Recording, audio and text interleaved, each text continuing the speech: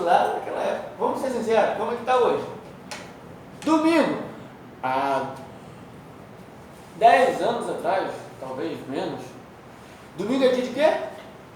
Dia do Senhor. E a gente não vai entrar no mérito adventista, não vamos entrar no mérito, né? Mas sábado, domingo, não importa. Mas dia do Senhor. Dia do Senhor é o quê? Escola bíblica, dominical. Acabou, né? Na escola bíblica, depois da escola bíblica tinha um culto, uma hora e pouquinho. E aí o povo está voltando para casa meio-dia um pouquinho. Vai para cá, tem aquele almoço de domingo com a família, porque a família toda estava na igreja, os cristãos que eu estou dizendo, né? E 6 a 7 horas todo o povo na igreja. Hoje, trabalho tanto, né? Saio cedo, chego tarde, não tenho lazer. Poxa, domingo tem que... Antes da pandemia, porque hoje não tem ninguém indo para a praia, porque nós estamos em pandemia, né? Não tem ninguém indo para a praia. Mas antes da pandemia, o pessoal, poxa, sábado, domingo, acordar um pouco mais tarde. Outros continuam trabalhando no domingo. Não tem mais tempo. Então, ou então vamos para um churrasco. Outra coisa boa é tal de churrasco. Entende? Mas isso na época. Vamos lá. A França estava vacinada a ser o centro do ateísmo. Teísmo de Deus, né? Diferença em Deus ou em Deus. E a, como tudo em grego, não a Deus, né? Todavia, o povo se opôs a tudo isso e, em 1795, o culto cristão foi restabelecido.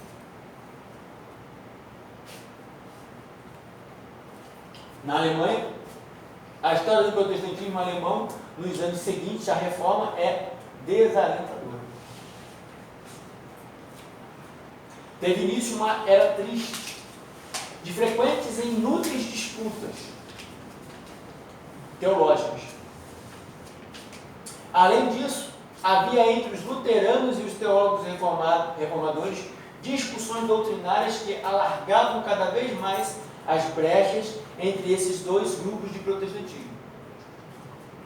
Um dos resultados dessas disputas teológicas foi a elaboração pelos luteranos, em 1577, de um longo credo chamado a Fórmula da Concórdia, a qual condenava o calvinismo. Olha que coisa! Especialmente a doutrina da predestinação, perpetuando assim a separação dos grupos luteranos e reformados. Mais discórdia, mais brigas. E briga de irmãos. Né? Briga de irmãos.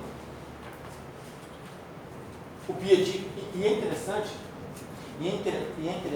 que isso só na época, né? Só na época.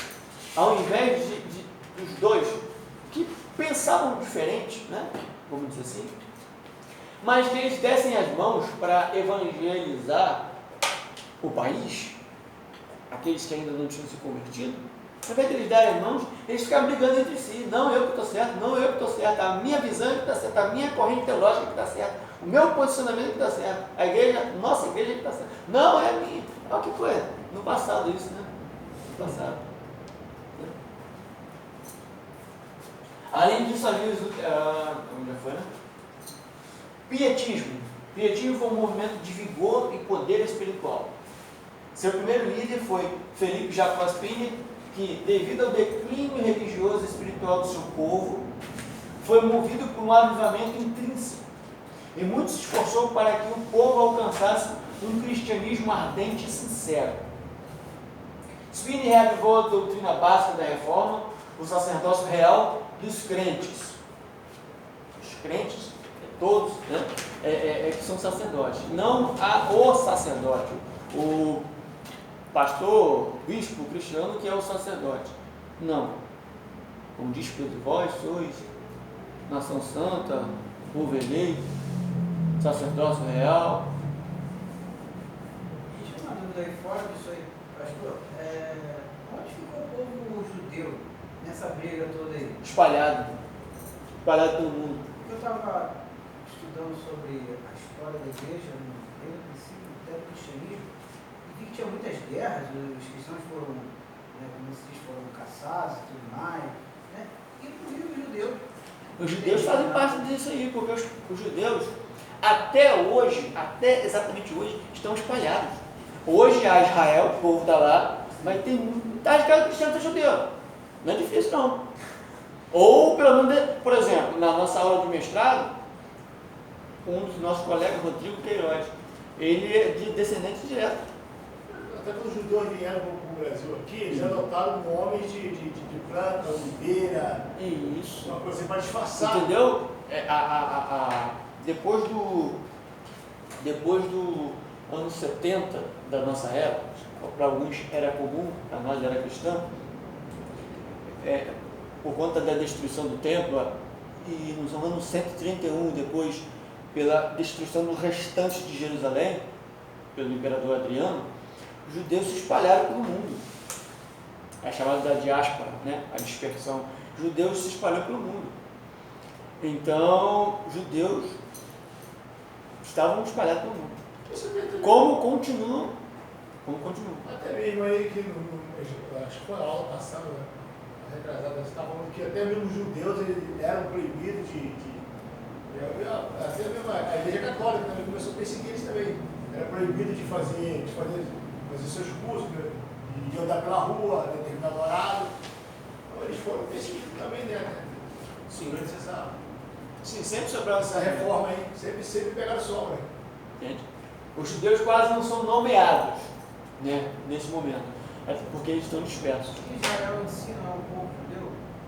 Sim, meu querido, sim, mas Israel não está como um Estado ainda. Israel foi destruído. Israel só volta a ser Estado em 1980. Me ajudem, gente. Não, 80 não, logo pós-guerra. 60 é uma coisa. Não, mas foi reconhecido em 1980 e agora me falhou. Como Estado, na criação mesmo dele, porque foi logo pós-guerra, depois de ele se reunir. Isso. Inclusive, o último a assinar foi Oswaldo Aranha. Oswaldo Aranha. Que volta a ser nação novamente. Entendeu? Até porque o povo estava espalhado. Aí, logo depois teve a guerra dos 6 dias. Sim. Entendeu? Por isso que não ensina o caso. Agora, se você procurar na história, nós vamos ver muito judeu. Por exemplo, famosos, por exemplo. Falei agora. Poxa, das pessoas que eu estudo, psicanalista, Freud, judeu austríaco, Zygmunt Bauman, judeu polonês. Entende? Então tem muitos judeus aí famosos, só que não se conta como a história da igreja nesse momento. Tá bom? Os moravianos. O fundador da comunidade moraviana foi o conde Nicolau von Zinzendorf, 1700 a 1760. Profundamente influenciado pelo pietismo. Pietismo? Não, pietismo, gente. Pietismo, não entra nessa história, não. Rende pra caramba. Rende igual dizia meu povo lá, igual comida pura. Muito bem. Os moravianos se tornaram famosos por causa de suas frutíferas atividades missionárias. Em 1771, atingindo a Europa, a Ásia, a África e a América do Norte e do Sul. Na Itália, dos séculos XV ao XIX, a Itália esteve dividida em diversos estados, repúblicas e reinos. No centro estavam os estados da igreja, governados pelo papai, cuja capital era a cidade de Roma. A corrupção nos estados papais era medonha. A maioria dos papas procurava constituir seus parentes como príncipes nos estados vizinhos. Alguém querendo colocar os parentes, né? Coisa, né? Muito bem. A reforma protestante até que conseguiu se impor por algum tempo, mas a Inquisição tomou vulto e quase não deixou vestígio do protestantismo na Península Itálica. Inquisição vocês já viram, né? Isso é matéria lá bom, alguns viram, né? Outros não. Outros viram, né? Outros não. Enfim, mas vamos ver, né? Beleza? Podemos avançar? Então vamos. Iluminismo. O iluminismo avaliou com otimismo o poder e as realizações da razão humana. E também a crença na possibilidade de reorganizar a sociedade segundo os princípios racionais. Não ignorou a história, mas a encarou de modo crítico, sem aceitar a ideia de que a evolução da humanidade tenha sido inexoravelmente determinada pelo passado. A visão iluminista fundamentava-se na possibilidade de que cada ser humano tinha de ter consciência de si mesmo e de seus erros e acertos e de ser dono de seu destino. Por que agora começa a trabalhar nesse sentido? Porque até então, de certa forma, quem dominava era a religião. Era a religião. Principalmente ainda o catolicismo. E tudo era submisso à resposta da fé ou da igreja. Não tinha um pensamento crítico, não tinha um pensamento filosófico, não tinha um pensamento de experiência, de experimentar as coisas para saber se de fato elas são assim e por que elas são assim. Mas aquilo que não tinha explicação, a explicação era dada pela fé ou pela igreja. Começa agora as pessoas a questionarem. Mas por que tem que ser assim? Começa a criticarem. Qual é o sentido de todas as coisas? Quem eu sou? Para onde eu vou? De fato, será que existe céu ou inferno? Deus de fato existe? Ou, por que não pensar, na verdade não é uma forma de dominar, uma forma de direcionar as pessoas com propósitos escusos? A visão iluminista fundamenta-se na possibilidade de que, cada ser humano tinha de ter consciência de si mesmo, de seus erros e acertos e de ser dono do seu destino.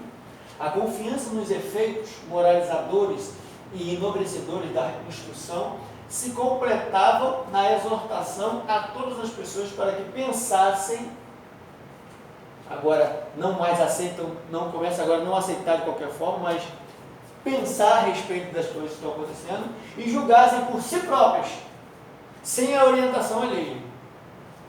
Porque até então, as pessoas só podem ir aonde a igreja lhe direciona. Não tem mais aquela história de ir na igreja se confessar os seus pecados. A pessoa tem que fazer uma auto-reflexão. Será que de fato isso que eu estou fazendo é pecado? E por que é pecado? Eu devo o que a quem? A crítica iluminista dirigiu-se contra a tradição e a autoridade daqueles que se arrogavam a tarefa de guiar o pensamento, e contra o dogmatismo, ou seja, aquelas doutrinas já formuladas, que o justificavam, principalmente a tradição, as tradições. Essa luta contra as verdades dogmáticas ocorreu na esfera política, com a oposição ao absolutismo monárquico, e certo que houve alguns casos em que os monarcas apoiaram e estimularam as novas ideias, atitude que ficou conhecida como despotismo esclarecido. Esse apoio não configurava uma aliança, pois era quase sempre superficial, editado por conveniências políticas ou estratégicas, ou seja, se questionava aquilo que eu também questiono, então deixa eles à vontade.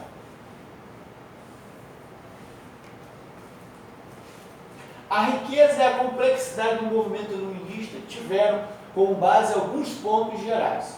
Em primeiro lugar, a influência que os empreendimentos científicos do século XVII e início do século XVIII tiveram sobre as novas ideias. na astronomia e na física, por Galileu Galilei. Ó.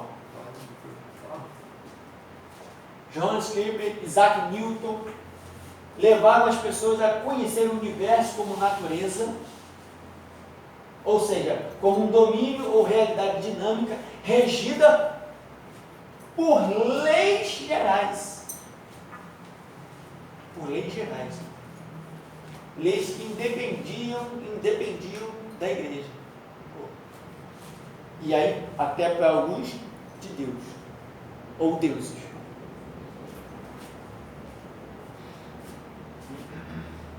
Que a razão sempre poderia acabar por descobrir. Em segundo lugar, e como consequência, a substituição da ideia de um Deus pessoal, responsável pelos acontecimentos humanos e eventos naturais, por um deísmo, que valorizava a ideia abstrata de Deus como um princípio ordenador da natureza, arquiteto do mundo e criador de suas leis, mas que não intervém diretamente nele. Seria mais ou menos assim, mais ou menos, uma forma bem simplista. De uma forma bem simplista. Deus, ele criou todas as coisas, tudo que há, e implementou as leis que regem este mundo, desculpa o termo, e meteu o pé. Foi para o céu, para algum lugar. E deixou o mundo seguir o seu curso, livremente. Logo, são os seres humanos que têm que pensar, refletir, raciocinar, que têm que trabalhar, desenvolver, produzir, que tem que se responsabilizar por aquilo que faz ou deixa de fazer.